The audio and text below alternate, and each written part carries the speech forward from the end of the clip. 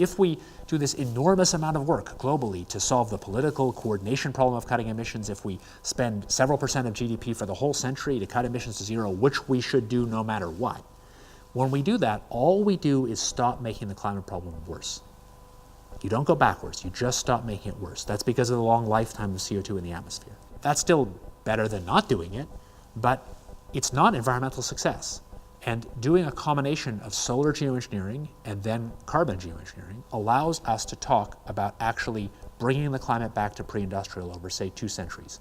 Not perfect, there'll be problems, but it allows us to talk about getting in 2 lifetimes to the pre-industrial climate, reducing emissions to zero and then gradually taking CO2 out of the air, and to doing solar geoengineering for a while to really quickly peak and then reverse the growth of what we call radiative forcing of climate, and then get back to a place, say 150 years or 200 years out, where you're not doing solar geoengineering or carbon geoengineering because you're back to pre-industrial. That's a possible outcome. I can't say whether it's the right outcome, but it's an outcome at which humanity could aim that is fundamentally, in my view, a more environmental outcome than just cutting emissions.